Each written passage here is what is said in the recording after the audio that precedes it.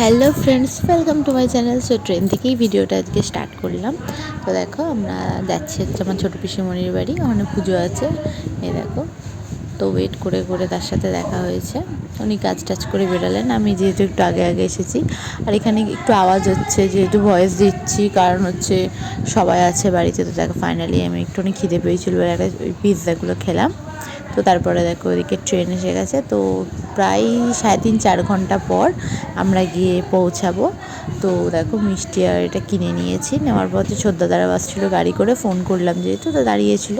তো ওই করে আমরা চলে গেলাম পিসিমণির বাড়ি।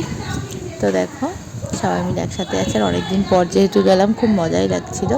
আর এই যে বসে বসে মিষ্টি খাচ্ছিল। তো দেখো তারপরে হচ্ছে ওই পাড়া থেকে যেরকম পুজো নিয়ে যায় ঠাকুরতলায়, তো সেরকমভাবেই ওরা পাড়া যারা ছিল বক্স টক্স বাজিয়ে তারা হচ্ছে পুজো নিয়ে যাচ্ছে, যেহেতু বছরে একটা দিন, ওদেরও আনন্দ সবার।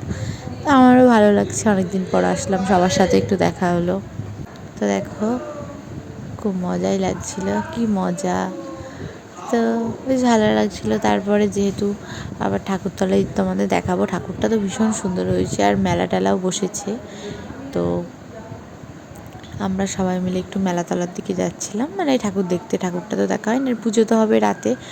তো যখন যাচ্ছিলাম তখন তোমার ঠাকুর সাজানো টাজানো কিছু হয়নি, জাস্ট ঠাকুরটা এনেছে।